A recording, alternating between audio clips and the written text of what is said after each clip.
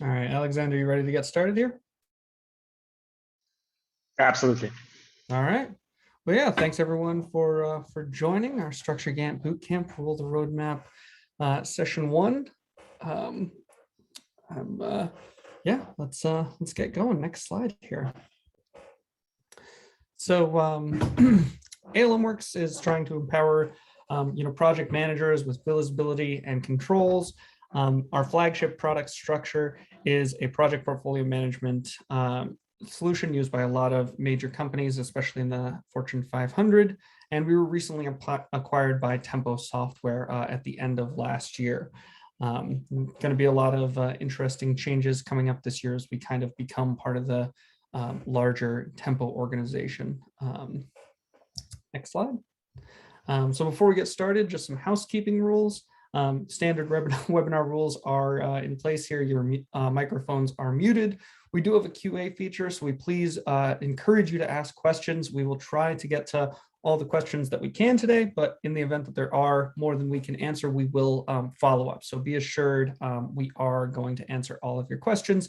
We just, we have limited time today, so we'll try to get to as much as we can. And this session is being recorded. We will send you the recording in a follow-up email as well. So without further ado, let me introduce our speaker today, Alexander Klichnikov, our solutions engineer and Gantt expert. Take it away, Alex. Thanks, Nick. Hello and welcome everyone to our Structure.Gantt webinar session series. This session number one, it will cover basic concepts of working with our product Structure.Gantt and how you can start using it for creating Gantt charts and roadmaps. This second session, which will take place in a week time, will be dedicated to advanced topics and cover more complex Gantt use cases. And after that, we'll have another session where our solutions engineer will be answering your questions, which you can submit in advance or ask directly during that session. And we'll provide additional information on how you can submit the questions to the expert hour in the follow-up later after that session. All right, so here's today's agenda. We'll talk a little about Gantt charts origins and how it evolved over time and how it's been used in different organizations with traditional and agile methodologies. We'll go over practical use cases where I'm going to build charts from scratch and explain it step by step. Then in the end, we'll have a Q&A where I'm going to answer your questions. So as already Nick mentioned, please submit any questions or suggestions you have into the QA Zoom box, and I'll read and answer those at the end. All right, let's dive in. So bar type charts have been with us for a long time. The idea of visualizing information graphically over periods of time with bars existed since 19th century. And it's been evolving over years, changing how it looks, until in early 19th, Henry Gantt reworked it into familiar to everyone graphic with narrow rectangles and arrows between them, which we now call Gantt charts. Since then, it gained worldwide popularity, and it is absolutely well earned. It is a great way to plan and monitor project progress, and it's quite easy to digest from one glance. It is especially loved by C-levels because it gives them the whole picture and kind of sense of safety and control. So looks like it is almost ideal visualization tool, and everyone probably should be absolutely happy by using it. Well, it is not always the case. At the same time, there have been doubts in Gantt usage. Does it really show what's really going on in my project? Can we use Gantt if we are not using waterfall model? Can everyone who uses it has the same level of insight? So let's briefly address these questions. The problem with trust to Gantt charts originated from necessity to constantly update information there. And since this information isn't always correct, and when we talk about work estimations, they are almost always wrong. Plus, updates may occur with delay. The Gantt will reflect this inaccuracy. But we cannot blame Gantt charts here because it is just a tool, and it is as much reliable as information it is based on. So it is more question to organization, data processing, and planning rather to the Gantt charts itself. The correctness and relevance of data used to build charts and roadmaps are essential here. And with the modern technologies, when all the work data is usually aggregated in one place, which is Jira in our case, we pretty much can be sure that Gantt chart data is based on what exactly happening right now. So we are using actual data and not some over-optimistic guessing. Now regarding the Agile. Originally, Gantt charts were so deeply confined in waterfall model that Jeff Sutherland, who is one of the creators of the Scrum framework, even banned Gantt chart from his first implementation of Scrum in 1993. And it probably made sense at the moment. The traditional phase gate approach with milestones didn't really suit Agile teams with their short iteration and feedback loops. The Agile methodologies came out partly to fight this bureaucratic and micromanagement approach of product development and focusing on delivering value by Agile teams. And there have been created lots of specific tools to visualize Agile teams metrics like burn down charts, velocity charts, and many others. This worked quite great on teams level. So is everybody happy now? No, the management is not, because they lost a precious tool they were understanding, and they were not able to strategically plan with these fancy Agile tools. And this is where our good old Gantt chart come in handy. It allows us to combine both worlds together. So what we are generally looking for in Agile model, we want to see where our teams are heading. We want to know where we're right now from the higher level. And we want to know, are there any roadblocks on the way? And you know what? We can provide all this information in a form on the Gantt chart without compromising with Agile values and practices. So we need time boundaries to draw the bars, and we have sprints. We can use sprint start date and sprint finish date as a start and finish date for taskbars on the chart. We need a sense of progress, and that can be shown on the Gantt based on remaining estimates, statuses, story points, or any other metrics we have. And optionally, we have dependencies. Does something need to be done before something else? So Gantt charts can easily be agile. The teams continue to work following agile practices, and their management can have a representation they understand and used to work with. So before we go into practice, I want to highlight some of the main Structure.Gantt concepts that will be used to build charts. So Structure.Gantt is add-on to structure. So when we build the Gantt chart on the right, that information will be depend on the information on the left. So as a prerequisite, we need some structure data, but we do not demand some specifically hierarchy to be set in advance. You can always change it. You can always add new information. You can always rebuild the hierarchy you have, and those changes will be immediately reflected with the Gantt chart.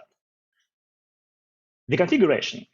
The configuration is the heart of Structure.Gantt because it defines how exactly your charts will be looking. And there are lots of settings there that sometimes can be intimidating, but it allows us to be flexible and cover a wide range of use cases. We are not going all over those settings today. We just stop on the main ones. We need to start working with charts. And the first one is work estimation. So this is the really important concept because Gantt chart generally is amount of work spread it over time. So we need to decide what we imply as a work here. By default, work estimates are based on time tracking. So it's original estimate or remaining estimates plus time spent. But it can be any field, like story points or some custom field with values you have. And it is important to choose some way of work estimation because without it, Gantt wouldn't be able to create taskbars. the manual scheduling. The manual scheduling fulfills two functions here. So it allows us to move taskbars on the Gantt chart by drag and drop. It also maps taskbars start and finish dates to specified date fields. And those are mostly Jira date fields. So we are exactly specifying which date fields are going to be used as a start and finish dates for Gantt chart taskbars. And the side note, we do not create specific custom fields in Jira for our charts. We can use any existing date fields you have there. The next one is scheduling concept. We have two ways of scheduling tasks on the chart. Those are called automatic scheduling and manual scheduling by dates. And the difference is with the automatic scheduling, we are not using dates to place item on the Gantt chart. The tasks are placed either on the project start date, which is this green line over here, or they are placed in accordance with the existing dependency between items, like this one. And if you click on any of the taskbars, you will see the task detail panel, and you see those rectangles, and you see this toggle on the bottom. And this toggle exactly showing you which mode your task is in currently. And when you in auto mode, those fields are either going to be empty, or if there are some dates, they are not going to be used to schedule items. The manual scheduling mode is quite the opposite. We have dates, and we use those dates to place item on the Gantt chart. So when you item in the manual mode, you see this with the toggle on the bottom, and you also see those vertical lines on the taskbars. That exactly indicates that you have specified dates there. It's either start date or finish date or both. And Gantt using those dates to place item on the chart. We'll talk about it a little more during the practical part. The next thing is item dependencies. So we have several types of dependencies, but in 90% of the time, finish to start, which is on the top, is going to be used. And dependencies use link types, issue links to connect items together. And again, blocks, which is default settings, will be used with the finish to start in most of the cases. So we are going to use only this one during that session. And finally, Gantt resources. So we can work with the resource allocation. We can show it and see if our resources overallocated. And in the settings, we need to specify what Gantt uses as a resource. And Gantt can work with different resources. So basically, we choosing the field, the Jira field, which will represent the resource. Again, in 90% of the cases, it's the assignees. Or it can be teams. So if you have custom field called teams, you can assign this field to some of your tasks and use it as a resource. We're also going to use these settings, which is called units. And in case of the teams, units means how many people inside your team. So if you have a team of 4, you're probably going to use 4 units here. If you use assignee as a resource, 1 unit is what you need. All right, enough talking. Let's go and build some Gantt charts. Sorry, Alex, you want to let me hop in here real quick? Sure. I forgot we did have a poll at the beginning and we skipped it. So real quick, I just wanted to sneak in that poll there to just get a feel for what our audience's comfortability with Gantt is today. I think that'll help inform what we show a little bit. So yeah, if we could real quick get our one answer poll here of your familiarity with Gantt, that would be great. Yeah, absolutely.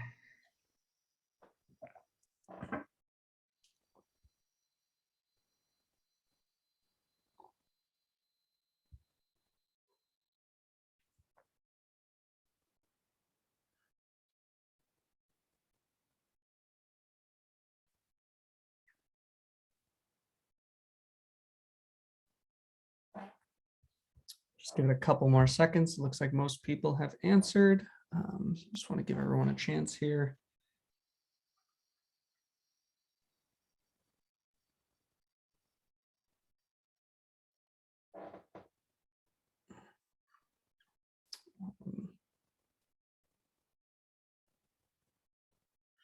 All right, it's been a minute. We've got 90%, so we'll call that. And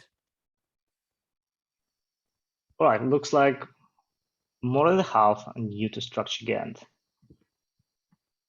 And about a third is more advanced users. All right, so yeah, okay, probably next. this makes sense. Yeah, we are covering the basics. I hope I will get some new information for the ones who is experienced. But anyway, we have next session with the more advanced topics, which you'll probably be much more interested in. All right, so this is the Structure Cloud. I'm gonna use it for my examples.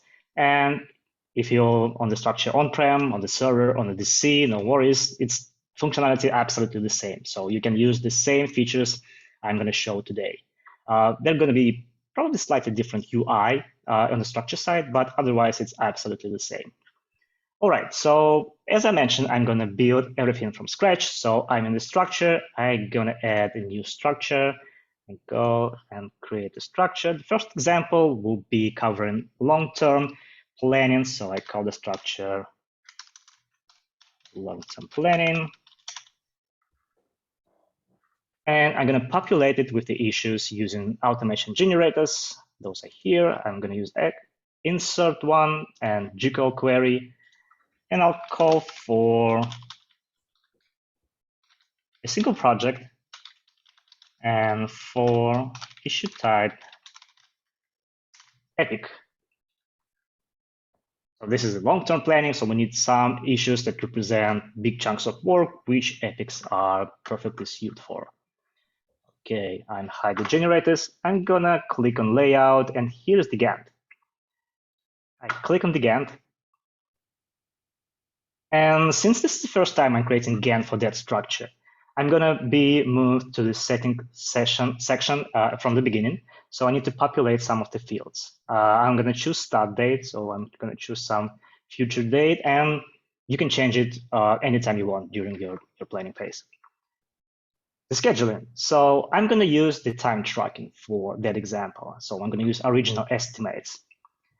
And you, and you also can see here the default estimates section. So if the fields you've chosen as the work estimation is empty, the Gantt will use this default estimate value. So I put as the default estimate 1 week. For the manual schedule section, I'm going to allow manual scheduling, and I'm going to choose fields I'm going to use as a start and finish date for my taskbar. So I'm going to use start date for the start date and due date for the finish date. I'm going to also choose due date for the milestone date, and I'll explain this later. In the dependencies, I'm going to leave everything as the default, so finish to start and the local link issue type. And as a resources, I will choose teams. So I have custom field called teams, and this custom field is presented on the epics screen, so I can assign teams to them. And I also choose how many people in my team. So I would say that all teams are 4 people.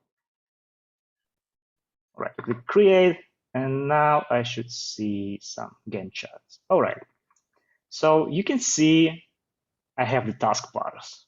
Those red rectangles around represent critical path.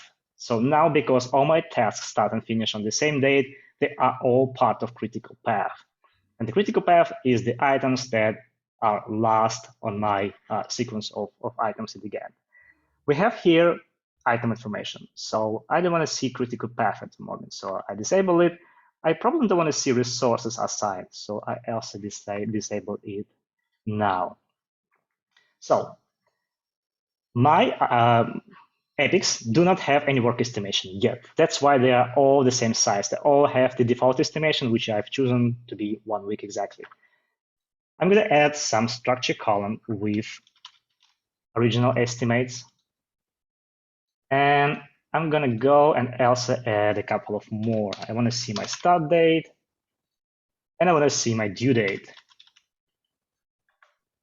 Now we're all set. So I'm going to put the estimation in those fields. So I'm going to estimate those epics in some weeks. And you can see as I'm adding the values, the length of the taskbar are increasing because the length of the taskbar represents, it's not minute, it can be minute, it should be week.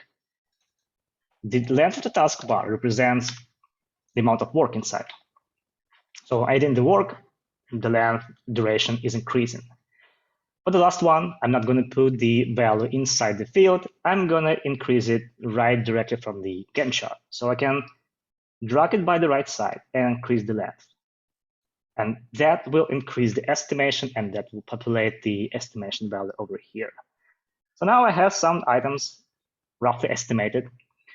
We are talking about long-term planning. So at this stage, I probably have no idea when those items are going to be started. So sometime in the future.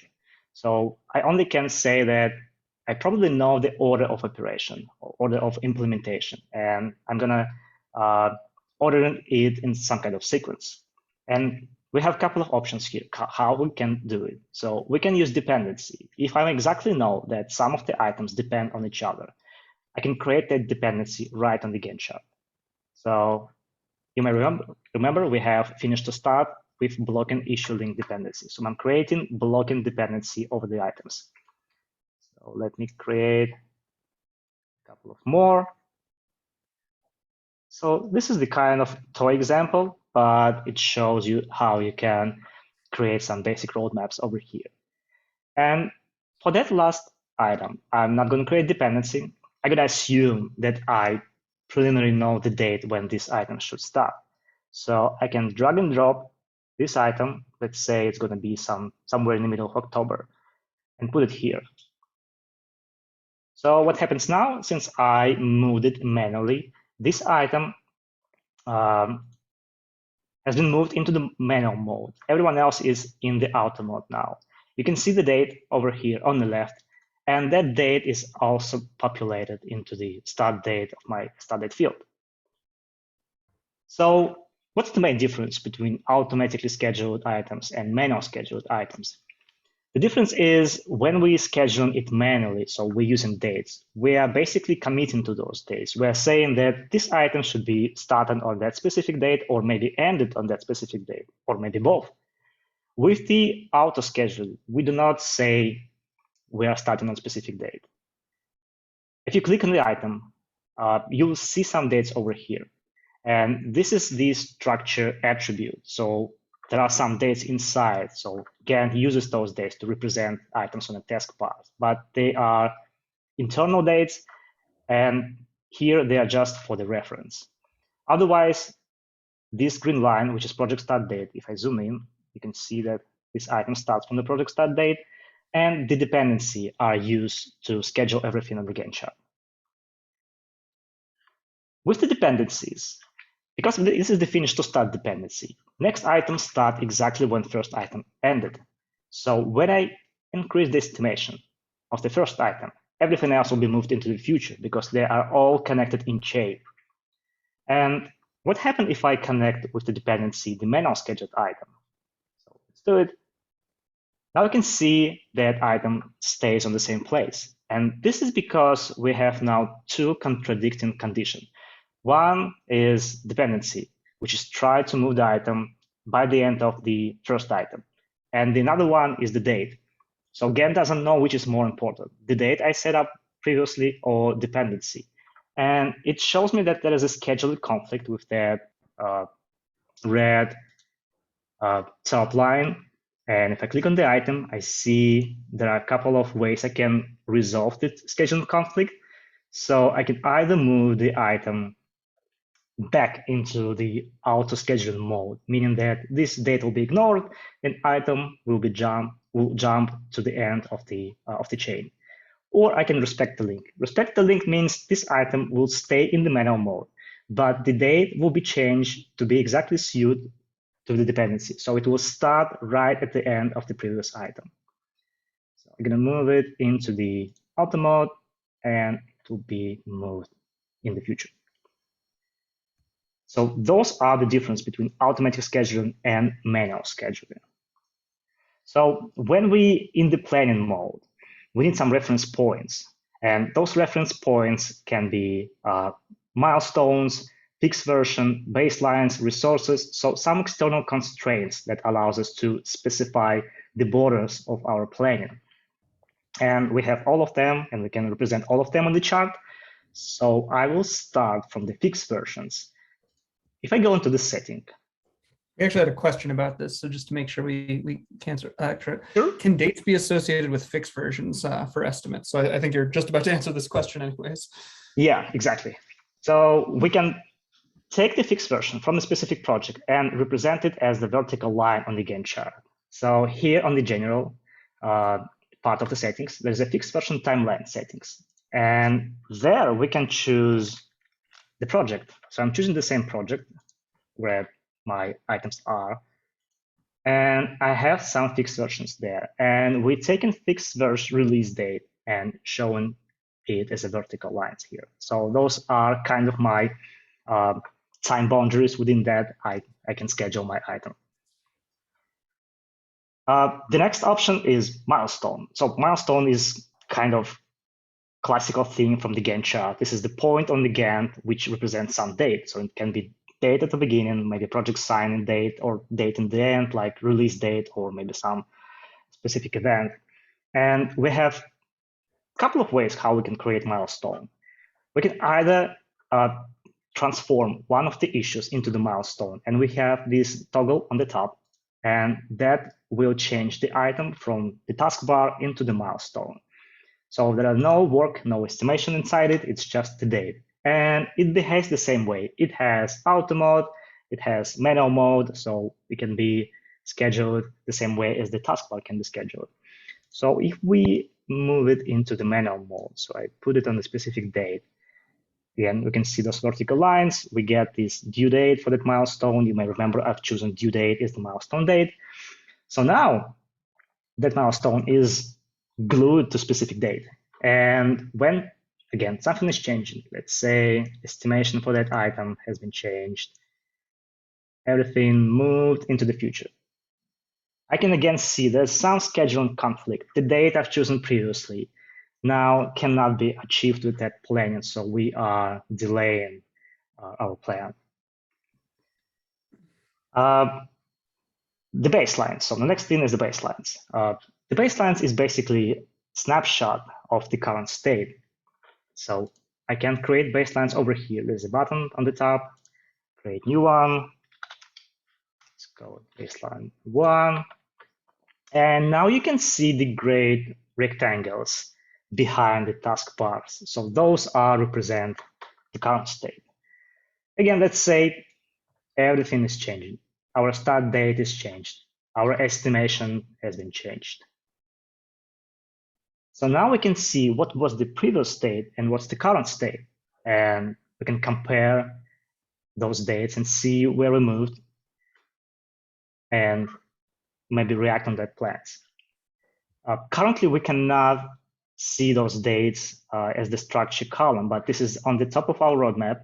And really, really soon, we'll be able to get this information from the Gantt baselines as the structure column. That information allows us to put it into formulas and provide some specific warnings or work with that in any ways we need. All right, and final constraint we can use is resource allocation. So we can throw in resources as well. So I've chosen teams as my resources, and I can show it here. Yep, and then we actually had a question related to this, a nice Cool. quick one. How can we have teams with different number of people on them? How would we do that in Gantt? This is exactly what I was going to address. All right, so you may remember I put 4 people in all the teams. So those are general settings. Those settings apply to everything. Here, I can toggle any of the team and click on that button, and I see the settings for individual teams. So here I can change the amount of units. Let's say those in team A have only 3 persons inside. I can also change time zone and work calendar or individual availability for individual team. So generally, resource allocation is calculated based on calendar, based on the availability, and on the work we have. The standard Jira calendar says that we have 40 working hours per week. So if something else, let's say one person can work 40 hours per week. If we have work more than this person can do in 40 hours, we will have over allocations. So here everything looks fine. So we have gray bars. If we had over allocation, I would see the red ones indicating that there are too much work for that specific teams. But for that specific example, we have enough teams and not too many work for them. And this is another part of the external constraint that can be used for planning. Do I have enough people to fulfill all my work that I have? All right, let me hide the baselines and probably the resources. Okay, let's imagine we already in the work. So work has been started, so I can move the item somewhere in the past. By the way, this red vertical line represents today's date. So work already been started. We are in the progress. So how I can see the progress? And we can represent the progress as a progress bar inside the current taskbars. And to do that, I need to log some work. So now nothing is logged, so everything is in the planning mode. So let's imagine, go into the Jira. Let's imagine I already logged some work here. So let's say spend 5 weeks on that task. Now we can see the progress, and we can see the progress inside this taskbar. So I can see if I'm behind or ahead of the schedule. So probably a little bit ahead in this case. And in my case, because my work estimation are based on time estimation, I'm using the logged work. But if you work based on something else, on some custom fields, you can base the progress again on some custom fields. So there are different ways how we can represent the progress and current state. All right, so that's probably all about long-term planning. Let's move to the short-term planning example. I will create a new structure. I go and create new structure. I call it short-term planning.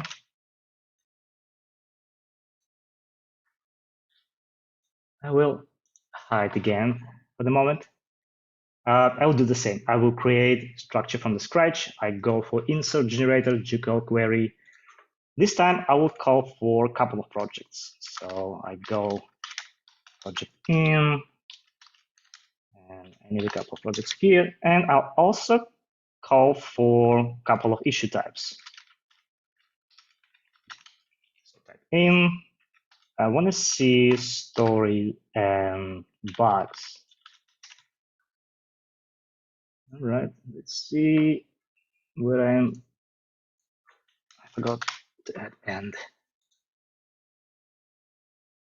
Cool.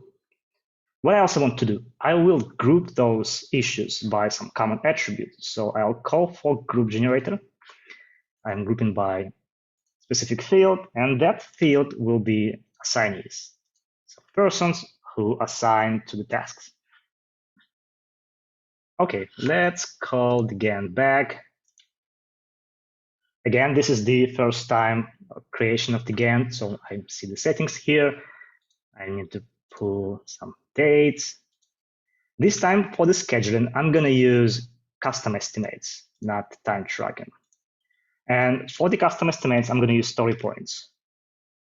I'm choosing story points over here. And since the story points, it is not time value, I need to convert somehow story points into the time. So we can do it with the multiplying factor over here. So I can say that 1 story points equal 4 hours of work. And that can be different for your project. Again, we have default estimate. If some fields are empty, we need some default estimation populated there. So I put 5 story points as the default. I'm allowing manual scheduling. Again, I'm going to use the same start and finish date. Due date. Then need milestone. Dependency will be the same. And for the resources, I'm going to use assignees. Same I group by. Okay, click create. So now the view is a little bit different. We have the same taskbars. They have some estimation inside, that's why they are different size.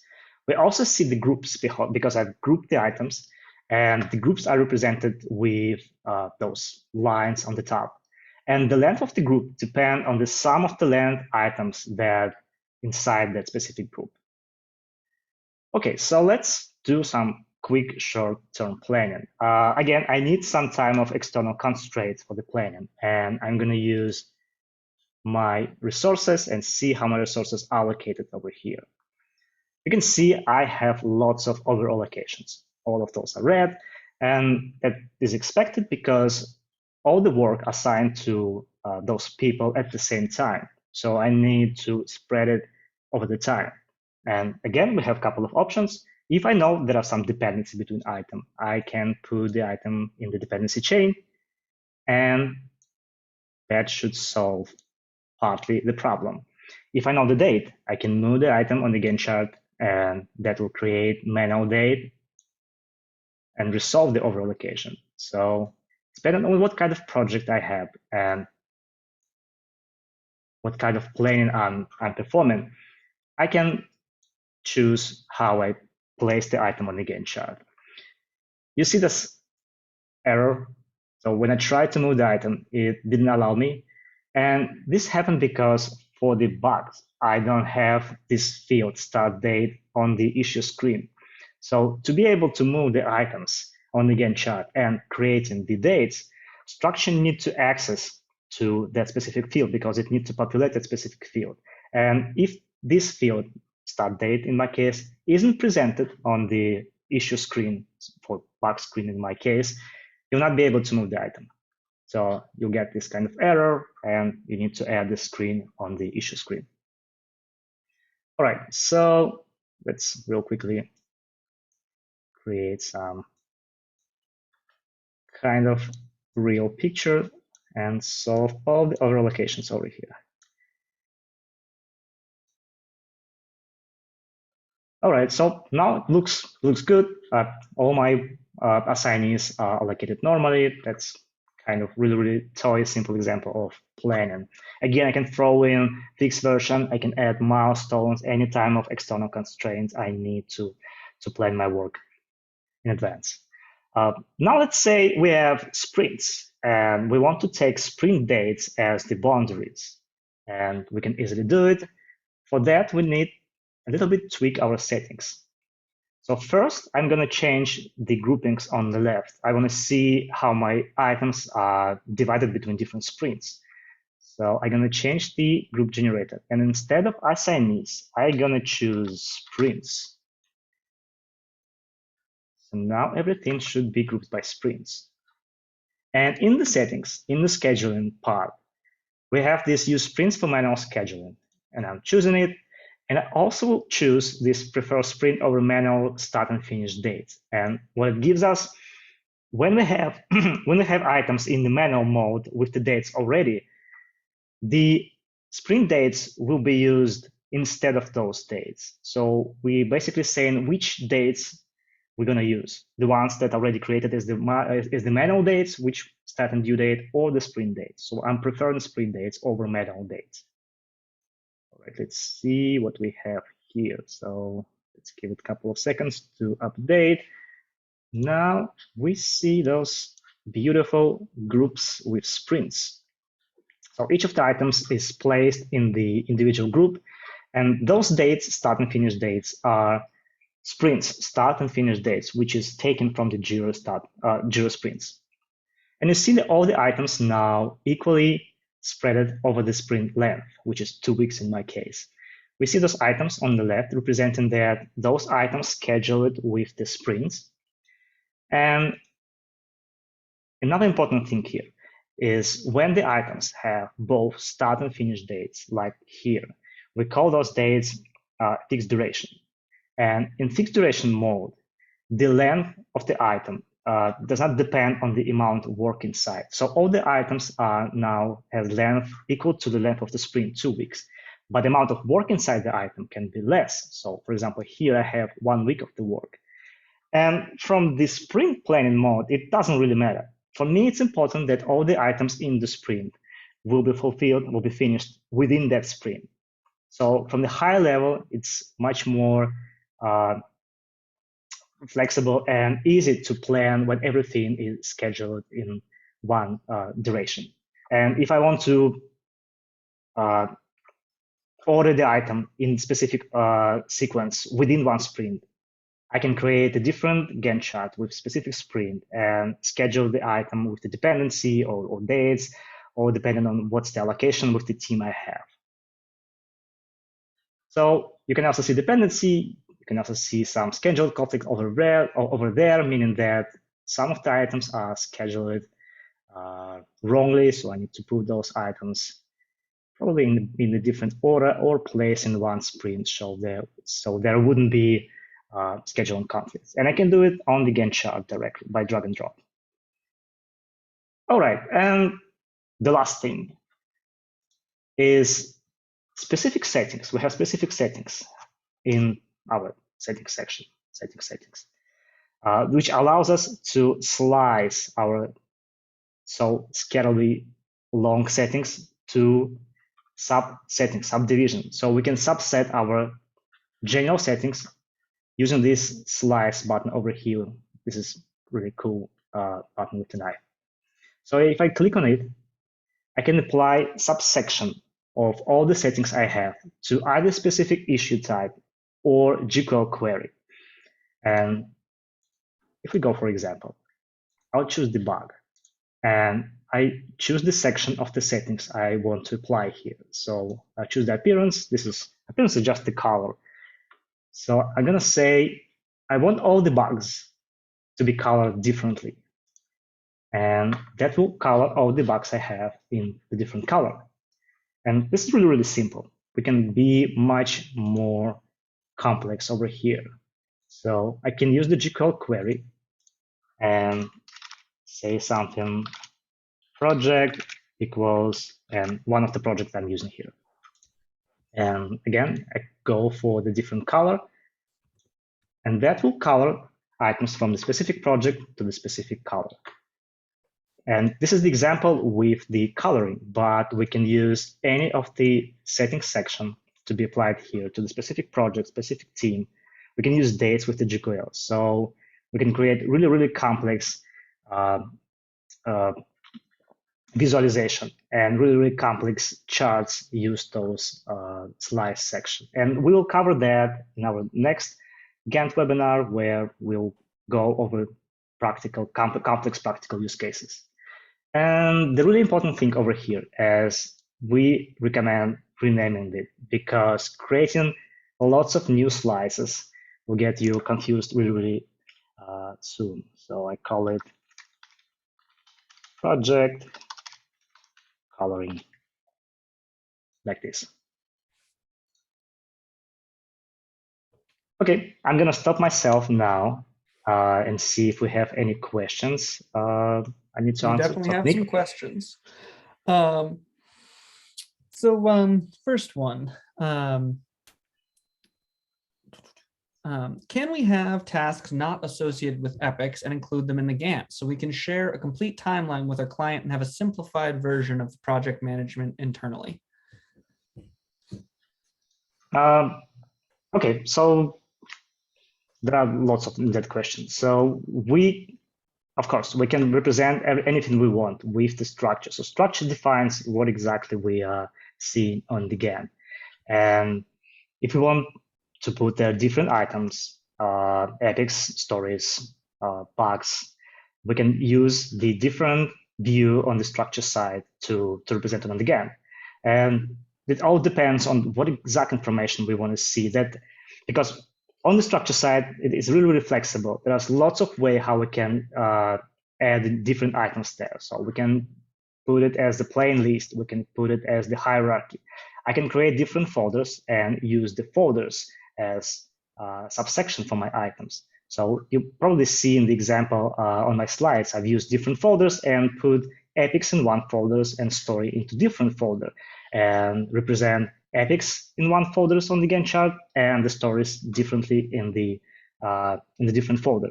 And using slice allows us also to change which settings applied to the epics or to the story or other items. So It all can be shown on the Gantt chart.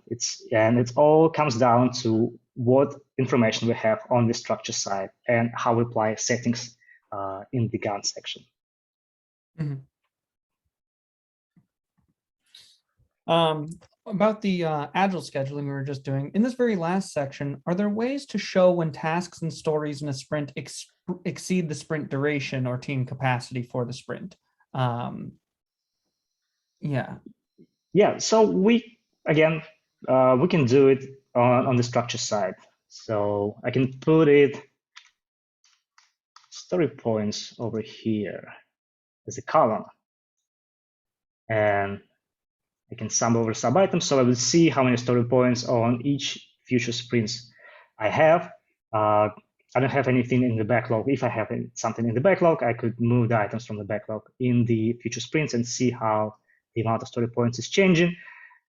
I can also call for formulas. So we have formulas, which is calculating columns, and I can create a formula which will compare the amount of story points in that specific sprint with the team's velocity or maximum capacity for that specific team. And if we have too many items, too many story points assigned to that specific team or to that specific sprint, we'll have a visualization with the formula saying like too much, stop adding work, something else. So that can be easily done over here on the structure side.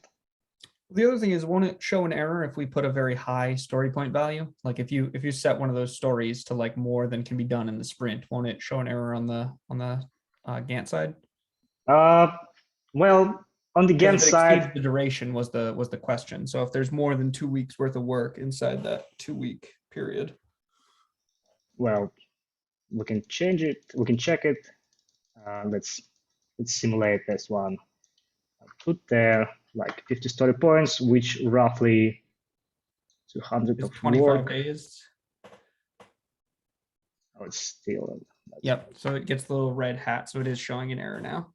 Yes. So when it exceeds the amount of exceeds the length of the sprints, it will show the scheduling conflict that saying basically there's too much work inside it. So not 10. I was hoping for 100.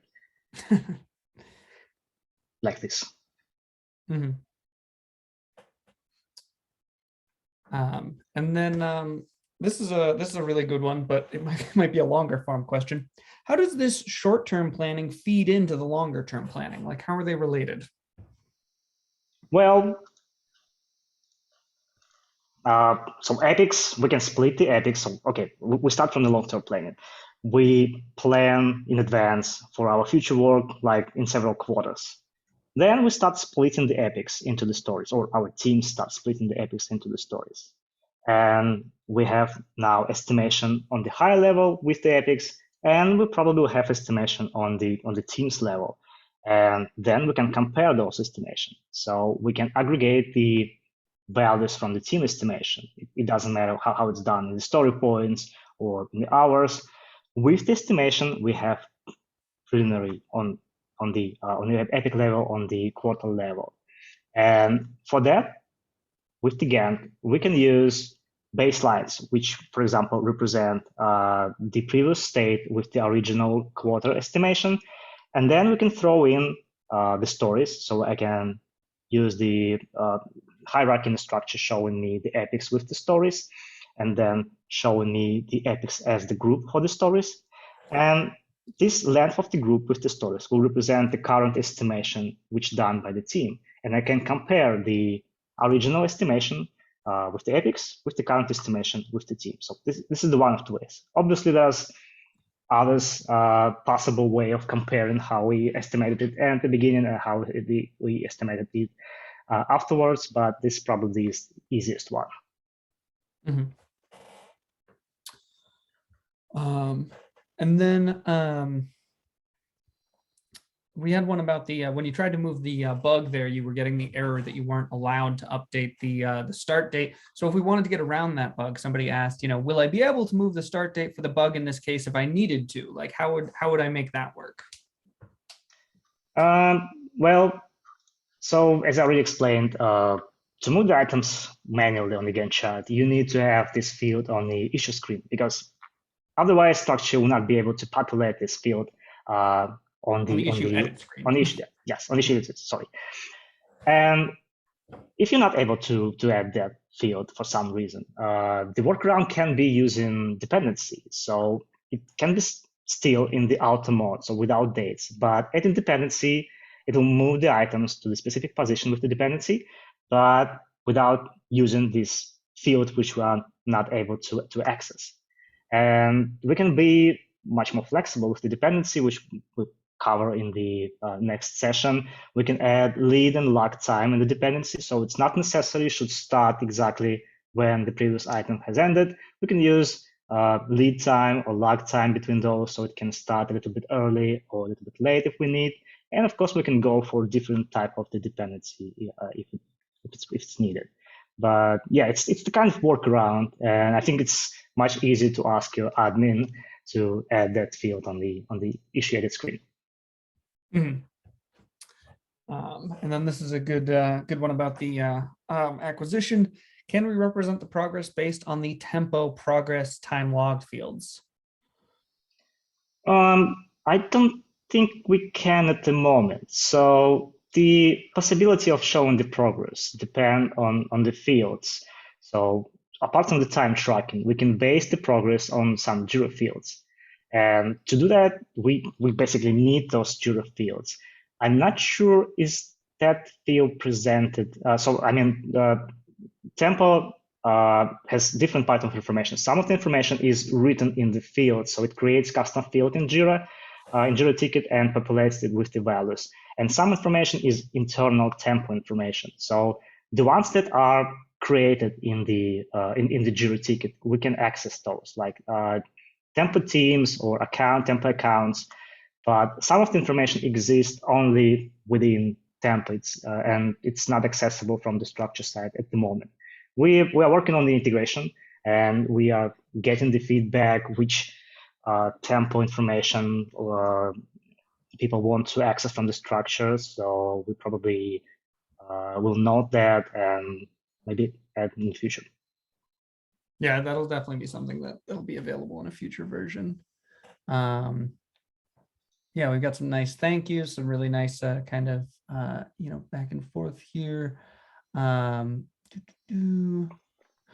you able to group by version over multiple projects when the version name is identical? So if we have multiple versions with the same name in different projects, how's that going to look?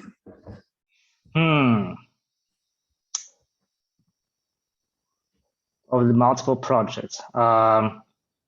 Well, so currently we cannot do it in the cloud version. So on this server, so this is one of the difference we have with the cloud and the server version.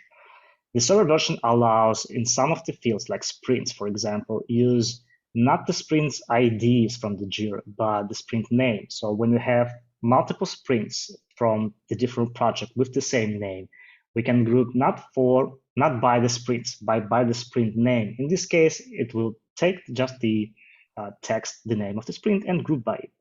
With the fixed version, it's definitely not possible in the cloud yet. I honestly don't remember, Nick, maybe you remember, can we do it in the server version?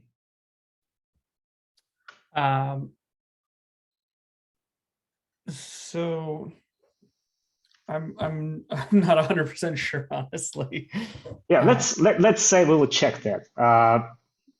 My bet is no, it's fixed version. I think it's not possible to go by name, but yeah, we will check that and definitely answer that in the follow-up. Yeah, I would expect it to work more or less on server, but I would expect them to show up with duplicated groups even so. So it might work, but with some duplication still being there, it's hard to say exactly where the line is. Yeah. This is a good one. Was a native Jira link created when you use the dependency? So when we're creating dependencies on the Gantt, what's happening in Jira there? Yeah, so Structure.Gantt, the same as the structure, is constantly live connected with the Jira. So any changes we apply in the structure, they immediately populated into the Jira field. So when I create story points, or when I change the dates, those updates will go into the Jira. And same works with the links. So because I have blocks link type chosen as my dependency link, when I create a link over here, it immediately creates these block links between two items in the Jira. So we constantly we constantly update. And this is very important because when multiple people working with the same information from the Jira, they need to see the same data at the same time. So Jira is the main source of truth. And so we are constantly live and constantly listening what's going on.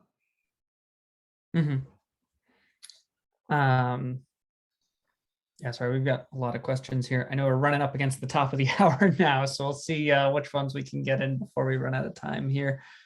This is an interesting one. Can I group by not a strict name, but by a regular expression? So instead of saying the sprint name equals, ABC 1, 2, 3, I say I'm looking for sprint names that start with ABC and have a name that looks like that. All right, so that goes under more complex use cases. Okay, so you probably know we have formulas, and formulas allows us lots of things to be done on the structure side. We also have formulas on the cloud version, but again, you can do a lot of there. But at the moment, cloud version doesn't allow to group by formulas. So if we talk about on server, I hope you are on server. Yes, you can create a formula that will get the sprint's name from the issue, from the array of the sprint's name from the issue, and find some specific name and show a specific name as a text as a result of the formula calculation. And then we can group by those results. So on the server version, yes, it is possible. On the cloud, at the moment, no. But we'll add that functionality really, really soon. All right, and we are just about out of time here, but one last, hopefully quick question. Is there a specific reason that you use due date instead of end date for manual scheduling? That's the good one. Absolutely no. So I don't know. I just like the due date. It's really, really cool name. And I mean, the finish date is kind of rough, but due date, there is some beautiful, not strictly committed thing inside it. So yeah, you can use any date you want. So I have due date and I use due date because I like it. So no reason at all. Absolutely no. All right. Well, yeah. So thank you everyone so much for joining. I think we did get to most of the questions, but we will definitely send an email follow-up with the recording and some kind of longer form answers to some of these questions that maybe require a little bit more detail. But yeah, thank you so much for joining us today, and hopefully we'll see you again next week as we get into more complexity and more shenanigans. Yeah, thank you, everyone. Thanks, everyone. Bye-bye.